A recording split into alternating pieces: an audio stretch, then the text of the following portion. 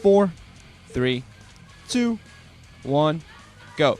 Hey guys, Ranch here, Brian Off commentary. This is going to be the second set between Hwasin and Kal in the quarterfinals of the Nate MSL 2009, facing off against each other on match point. We're going to have Hwasin at the upper right-hand corner as the yellow terran. That means we're going to have Kal, good old Gujila or Godzilla, the lower left-hand corner as the pink or purple protoss.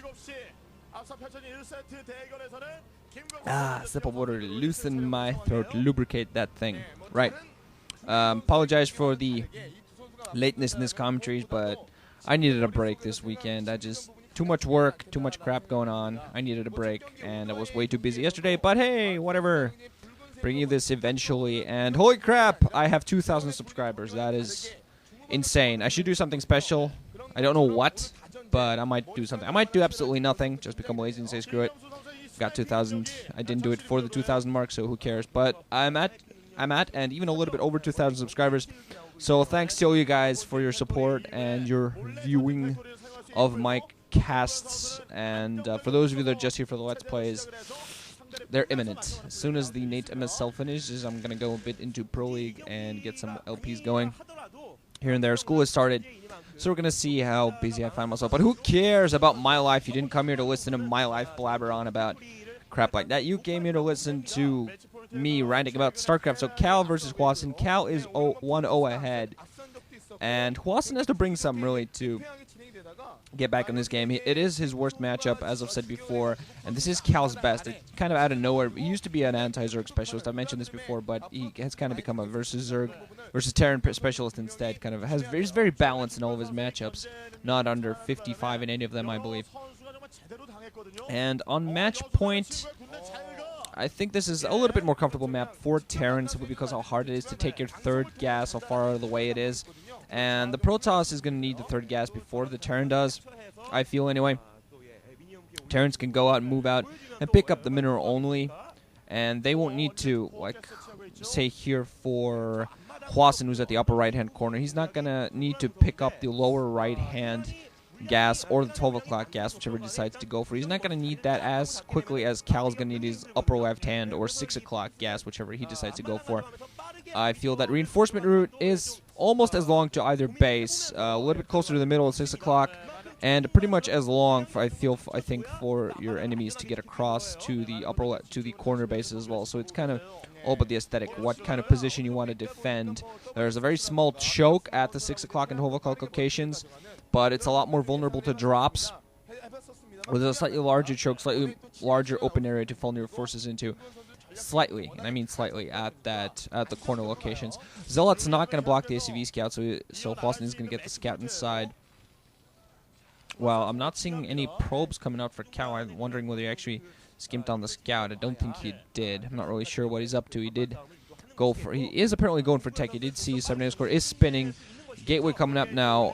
Let's see. He did produce a Zealot, and so it's far too late for 1050 gate at that point. Meanwhile, we see Hwasin go for his machine shop alongside his factory, so he's going to go for a tank expand. He's going to get a couple tanks out there before he puts on his command center. Both players going for kind of a light expansion build. Zealot going out there trying to harass. Oh, attacking different Marines. Could have actually picked off a Marine, but instead just going to get petered at. Might get picked off. Marines are going to start following him, try to pick him off, but no, he's going to run away. Also going to recover some shields.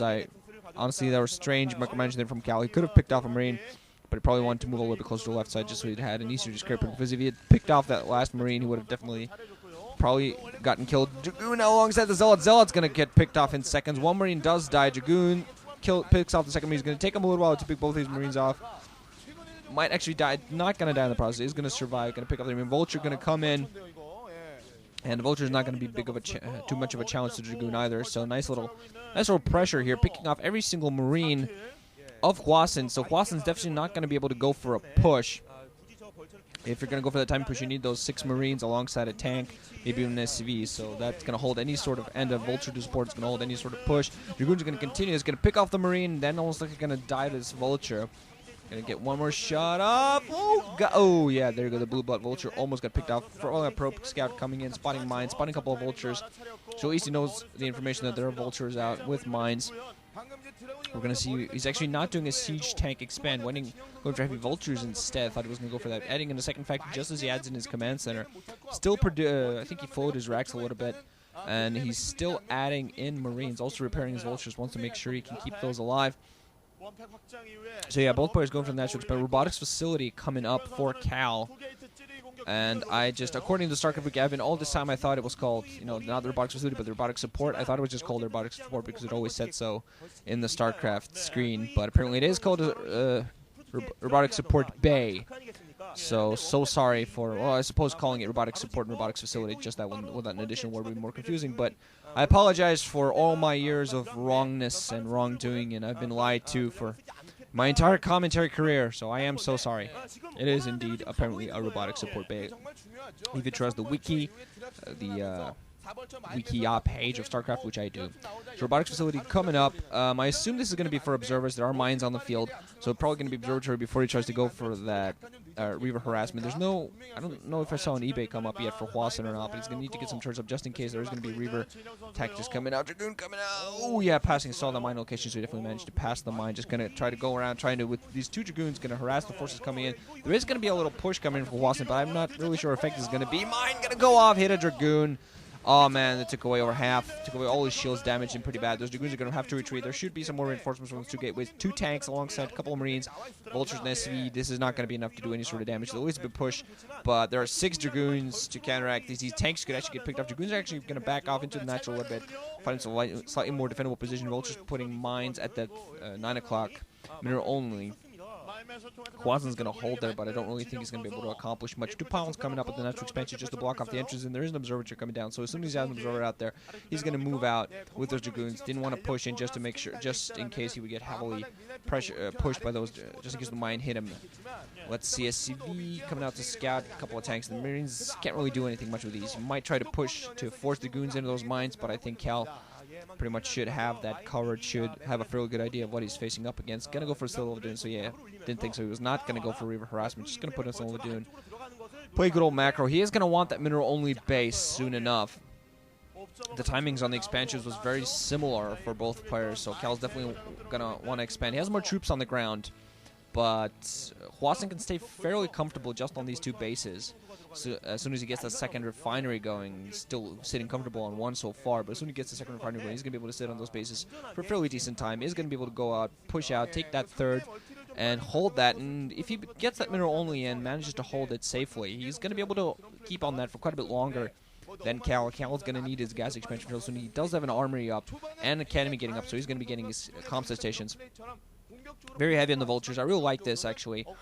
Planting mines all over the place, getting scouting on the important locations. Also, vultures give him a little bit of map control. And if he keeps, of course, if he manages to do it properly, he might eventually, once the position opens himself, he might go in for some vulture harassment if Kal tries to take